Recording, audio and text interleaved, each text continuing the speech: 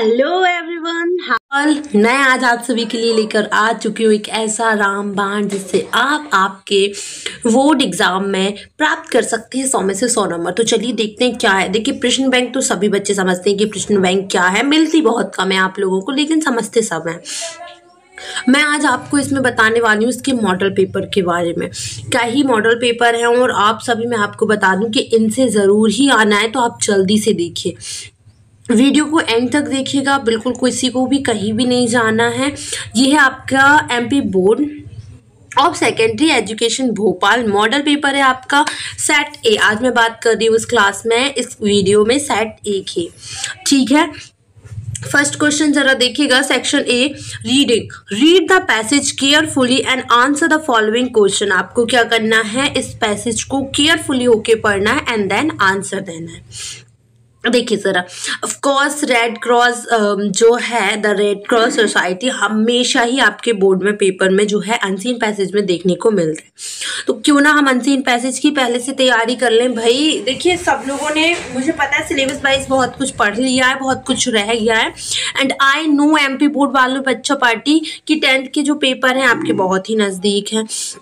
तो मैं चाहती हूँ कि बिल्कुल आप टाइम वेस्ट ना करें और देखें ज़रा इस पैसेज को। कि देखिए, रेड क्रॉस सोसाइटी के बारे में दिया हुआ है, अलग से भी मैं इस पैसेज को समझा चुकी हूँ आप लोगों को। तो चलिए इसके क्वेश्चन आंसर कंप्लीट करते हैं, ठीक है। इसके क्वेश्चंस देखते हैं। फर्स्ट क्वेश्चन है, जो रेड क्रॉस सोसाइटी है इज एन, क्या है भाई, नेशनल ऑर्गेनिज्म है, लोकल ऑर्गेनिज्म है, या फिर इंटरनेशनल ऑर्गेनाइजेशन है, या फिर स्टेट ऑर्गेनाइजेशन है। Okay, so which one is correct भाई, इनमें से कौन सा सही है बताइए।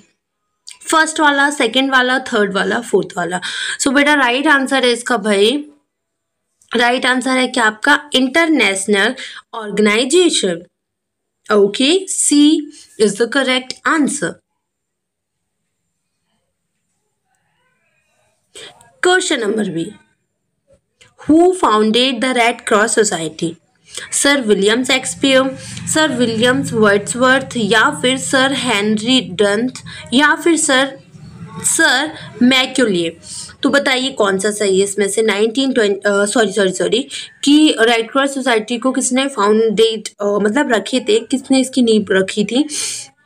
तो इसका राइट आंसर क्या होगा। आंसर दिख रहे हैं क्या आप लोगों को? दिखने नहीं चाहिए आंसर, आप लोग भी तुक्के मारिए। Sir Henry don't.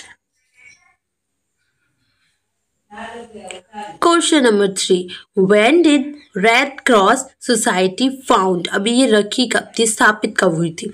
1920 में, 1863 में, 1947 में, या फिर हमारी 2000 में। तो बेटा इसका राइट आंसर क्या है जरा बताएं हमें।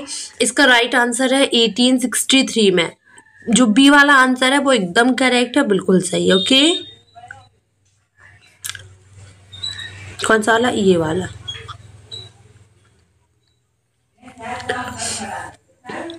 ये हो गया, ठीक है। क्वेश्चन नंबर 4 देख, when did Indian red cross society form. Indian red cross society form कब हुई थी। 1920 में, 1863 में, या फिर 1940 फॉर्म में कब आई थी। मतलब कि आप कह सकते हैं कि इसका स्थापित ही ले लो, या फिर ऐसा कह सकते हैं आप लोग कि इसको कब मतलब जगी थी, मतलब एक तरीके से कि चीज़ें सामने आई थी, फिर इसके बाद ये फाउंड हुई थी। तो इसका राइट आंसर है कि 1920 में ये फॉर्म में आई थी, अस्तित्व में आई थी। यस एग्जैक्टली, मैं अस्तित्व वर्ड भूल रही थी, अस्तित्व में आई थी। The teacher is charge of JRC is known as. जो JRC के जो टीचर होते हैं उनको क्या बोलते हैं, कैप्टन, या फिर लेफ्टिनेंट, या फिर काउंसलर, या फिर नन ऑफ दीज। सो इसका राइट आंसर है बच्चा काउंसलर। जो JRC में टीचर होते हैं उनको काउंसलर बोला जाता है। ओके, या चलिए क्वेश्चन नंबर 2 देखते हैं। Read the following passage carefully and answer the question given below. जैसे आप सभी को पता है कि एमपी बोर्ड का फॉर्मेट क्या है, 2 अनसीन पैसेज आते ही आते हैं। तो अब सेकंड पैसेज जो है मैरी जी का है। Mary was blind at birth. Mary जो है बचपन से ही कैसी है, अंधी है। Doctor during those years had been unable to do anything to correct situation and also her parents lived in and guys देखिए, बहुत ही फेमस पैसेज है ये। अगर मैं बोलूँ अनसीन पैसेज में, तो मैरी जी की कहानी इसमें बताई जाती है कि वो पहले से अंधी होती है। डॉक्टर लोग उसको मना कर देते हैं कि ये कुछ भी नहीं देख सकती हैं। सिचुएशन से जो पेरेंट्स होते हैं वो भी बहुत परेशान होते हैं, और not being to she was normal for her, मतलब बहुत ही परेशान रहते हैं, बहुत ही चिंतित रहते हैं। After years of training a live in dark, बहुत मतलब सालों के बाद, मतलब कि अंधकार में ट्रेनिंग दी जाती है कि कैसे रहें, कैसे चले, कैसे खाएं, कैसे पिएं, सब कुछ दिया जाता है, मतलब बताया जाता है। तो Mary got a job, Mary को क्या मिल गया, एक जॉब मिल गया, एंड उसने अपना खुद का फ्लैट खरीद लिया। एंड देन क्या होता है बेटा, several year later doctor see, एक मिनट रुकिए, यहाँ है हम लोग, occasionally visit for checks up, told her that new technique had been found. वो बोलते हैं, देखिए उसको जॉब मिल जाता है, अपने खुद का फ्लैट मिल जाता है। फिर जो डॉक्टर होते हैं वो ओकेजनल विजिट करते हैं। तो वैसे ही वो चेकिंग के लिए आए, जब चेकिंग के लिए आए तो उन्होंने उसको बताया कि एक न्यू टेक्निक जो है फाउंड आ रही है। देखिए मैं इस पैसेज को इसलिए समझा रही हूँ कि इस पैसेज को मैं ऑलरेडी एक बार ही समझा चुकी हूँ। मैं वीडियो का लिंक आपको दे दूँगी। ये पैसेज मैंने समझाया, लेकिन शायद मेरे को लग रहा है मैंने डाल नहीं पाई हूँ, इसलिए मैं आपको थोड़ा सा समझा रही हूँ। अभी टाइम है, समझ लूँ। अभी पेपर आने वाले हैं तो फिर टाइम थोड़ी ना मिलेगा, तो एटलीस्ट हम 2 मिनट तो दे सकते हैं एक पैसेज को, है ना। यहाँ दे दोगी तो वहाँ देने की ज़रूरत नहीं पड़ेगी, क्या पता आपका यही पैसेज आपको बोर्ड में देखने को मिल जाए, है कि नहीं। So this technique could restore her sight. One would think that Mary would have been jumped at the possibility to see, but actually she was not all happy about this situation. She had never anything she had never seen anything before. She had Esther Wills alive, or herself in a world without sight. The thought of changing this lifestyle was pretending, yeah, pretending she was more pretended of seeing than of not। देखिए वो क्या बोलती है कि वो बहुत ही डर गई फिर इस चीज़ से, मतलब क्योंकि उसको बिल्कुल भी पॉसिबिलिटी नहीं थी, और ना ही वो इस टाइप की लाइफस्टाइल में जाना चाहती थी। Actually she was not happy at all, उसको बिल्कुल भी अबाउट दिस सिचुएशन, इस सिचुएशन से वो बिल्कुल भी खुश नहीं थी। एंड उसने कुछ भी नहीं देखा था इससे पहले, एंड वो अपने आप को स्थापित नहीं कर पा रही थी, स्थिर नहीं कर पा रही थी इस लाइफ के लिए कि वो देखे, और देखने के बाद, क्योंकि उसने अपनी एक खुद की लाइफ स्टाइल बना ली थी कि मैं बिना देखे पूरी ज़िंदगी जो है रह सकती हूँ। तो इस तरीके से वो इस चीज़ से बहुत घबरा गई थी, और वो सबसे ज़्यादा नहीं देखने से नहीं, देखने से घबरा रही थी चीज़ों को। So this was the situation. ठीक है, क्वेश्चंस देखते हैं। One who can not see is called, जो देख नहीं सकते हैं उनसे क्या बोलते हैं, मतलब उनको क्या बोला जाता है। सो उनको बोला जाता है क्या, क्या बोलेंगे बताइए, आप लोग बताएं। डीफ है, डम्प है, लैम है, ब्लाइंड है, क्या बोलेंगे, तो हम बोलेंगे ब्लाइंड। क्या बोलेंगे, ब्लाइंड। सेकंड क्वेश्चन है कि being able to see was, किसी चीज़ को अगर आप देखने में समर्थ हैं, मतलब being able to see was मतलब वो ये खुशी कि वो देख सकती थी। Something Mary was not happy with, ये चीज़ से जो है मैरी खुश नहीं थी। A welcome surprise for Mary, Mary के लिए एक तो बहुत ही अच्छी सरप्राइज़ की बात थी। व्हाट मैरी वांटेड, जो एक्चुअल में मैरी चाहती थी ये। What Mary was accustomed. So इसका राइट आंसर है, मैं आपको बता देती हूँ, इसका राइट आंसर है फर्स्ट वाला कि something Mary was not happy with, कि being able to see was, ये करेक्ट आंसर है। According to the this passage Mary's inability to see was, ये एबिलिटी जो थी उसमें, सॉरी इनएबिलिटी जो थी वो कब से थी, तो प्रेजेंट फ्रॉम हर बर्थडे, ये वो मतलब बचपन से ही उसको ये थी, आप कह सकते हैं उसके जन्म का तोहफा ही ये था कि वो नहीं देख सकती है। Mary got a job after she could see year of training to live in a dark world. She had left her studies. The doctor had found a new technique. तो जब मैरी को जॉब प्राप्त हुई तो after किसके बाद, तो इसका राइट आंसर है क्या, इसका राइट आंसर है सेकेंड वाला, कौन सा वाला, बी वाला। कौन सा वाला भाई, बी, हाँ। मिनट रुकना, थोड़ा सा कम करें इसको। years of training to live in a dark world. Question number 5.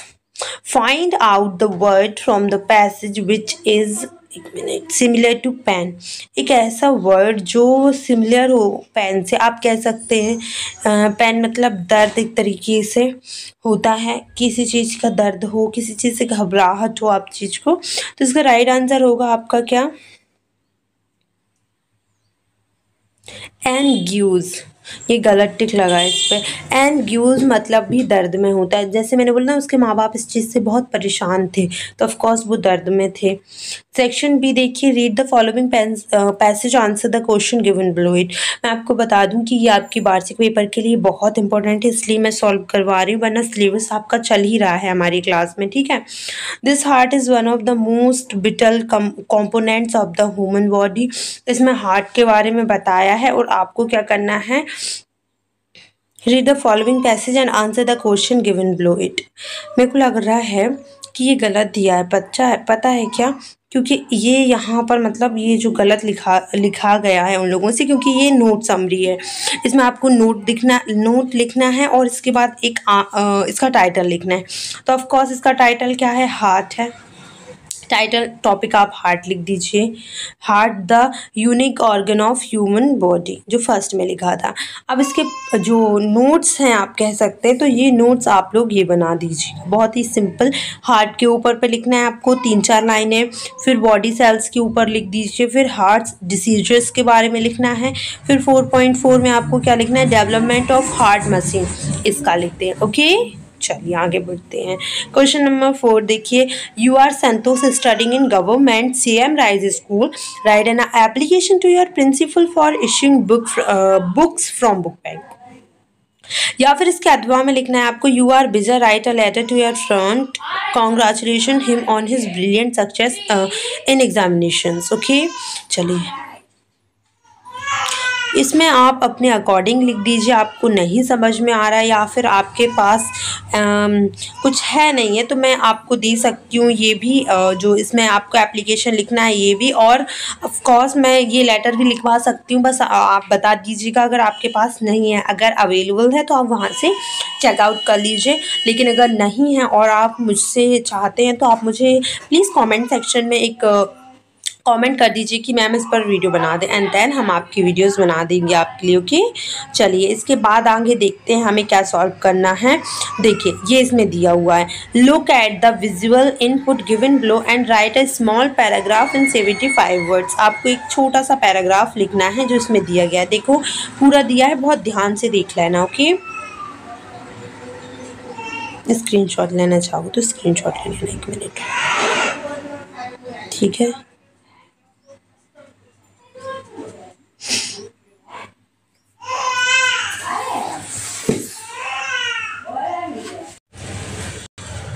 चलिए सेक्शन सी देख लेते हैं. सेक्शन सी में कुछ ग्रामर आप लोगों को दी गई है Bittu. He knows the boy blank is wearing a blue shirt. One of the favourite, one of the popular. अगर मैं ये बोलूँ ना कि भाई ये हमेशा ही आता है, उनको इसमें नहीं देंगे ना वो लोग, तो चेंज मतलब डू एज डायरेक्टेड में देंगे, बट देंगे. तो आप ध्यान से इसे कर लें. इसका राइट आंसर होता है who. He knows the boy who is wearing a blue shirt. Okay, second question. His brother is RJ in local radio channel. तो इसका आंसर होता है एन. 3 चीज दी है, एन आंसर आएगा. There is not blank water in the pool. तो इसका राइट आंसर होगा बच्चा party any. Question number 4. He has many plays. Right, wrote and return. तो इसका राइट आंसर होगा रिटर्न, ये वाला. क्वेश्चन नंबर 5 देखिए. Blank I take your pen, need, may, use. तो इसका आंसर होगा may I use your, may I take your pen. क्या मैं आपका पेन ले सकता हूँ? तो राइट आंसर मे. देखते जाना यहाँ पर. Be blank to follow the traffic rules, ought, should, must. तो इसका आंसर होगा ought. Be ought to follow traffic rules. Question number 7 देखिए. When I was young blank I climb tree. इसमें हमेशा कुड आता है, हमेशा. ये वाला क्वेश्चन भी बहुत ही रिपीटेड है. चलिए ड्यूएस डायरेक्टेड की तरफ नजर घुमा लीजिए. He does his work well. वो अपना काम अच्छे से कर रहे हैं. थोड़ा सा स्पीड में चल रही हूँ क्योंकि सॉल्व भी तो करवा रही हूँ. समझाना होता तो फिर आपको और अच्छे से मिलता. ही डिड नॉट यार इसमें डू क्यों नहीं लिखा है इन लोगों ने, यहाँ पर डू आएगा नॉट के बाद do. He did not do his work well, ठीक है। They are selling their house perfect, present perfect में चेंज करना है तो हैव सोल्ड लिख दीजिएगा। देखिए यहाँ पर ध्यान से, जिन बच्चों को नहीं समझ में आ रहा है प्लीज़ मुझे कमेंट सेक्शन में बताना, क्योंकि स्पीड से चल रहा है थोड़ा सा वीडियो लॉन्ग होने के कारण। She does not speak the truth, she speaks the truth, into negative करना है तो she does not speak the truth. Fourth वाला देखिए, they have been playing her since morning, change the sentence past perfect continuous में change करना है तो ये छोटा सा काम है, हैव को हैड कर दें आप।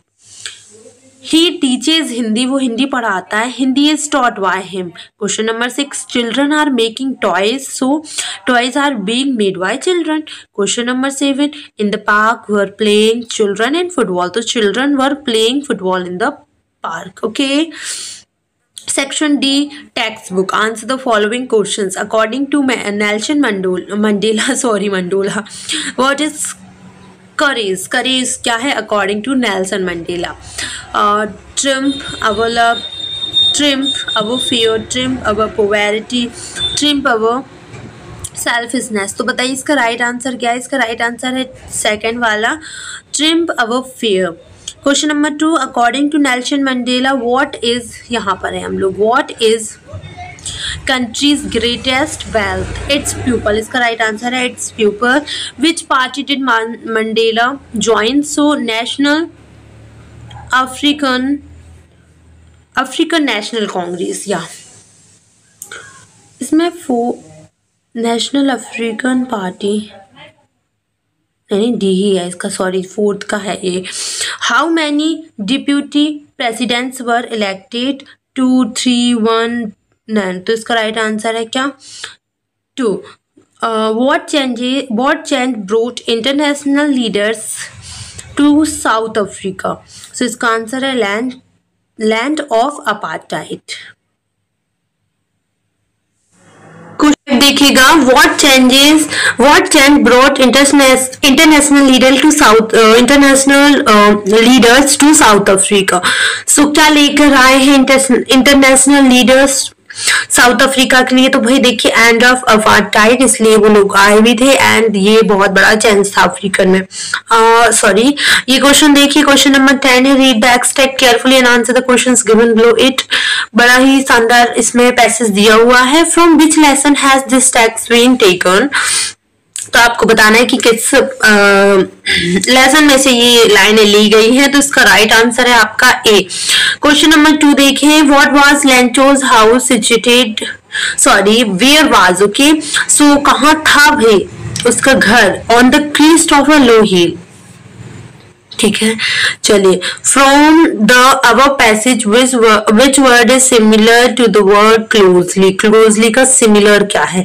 वैली, हार्वेस्ट या फिर इंटीमेटली? सो इंटीमेटली जो है इसका सिमिलर वर्ड है, इसका मीनिंग भी क्लोज होता है। ये वाला एक्सट्रैक्ट ध्यान से देखें क्योंकि ये बहुत ही इंपॉर्टेंट है आप सभी के लिए, okay. Where was monthly accounts of the week recorded? ठीक है, so wall paper, diary, notebook, कहाँ पर नोट किए जाते थे मंथली अकाउंट? क्वेश्चन ये पूछ रहा है। तो मैंने आपको लेसन में भी बताया था कि वॉल पे वो अपना सारा हिसाब किताब लिखते थे। बेकर्स लोग, the bakers and his family never stop because baking was, तो बेकर एंड उसकी फैमिली भूखी किस वजह से रही थी? Because baking was not profitable not in, never stop, कभी भूखी नहीं रहती है, नेवर, सॉरी, फ्री। सो देखिए इसका राइट आंसर है प्रॉफिटेबल, क्योंकि baking was a profitable business, that's why.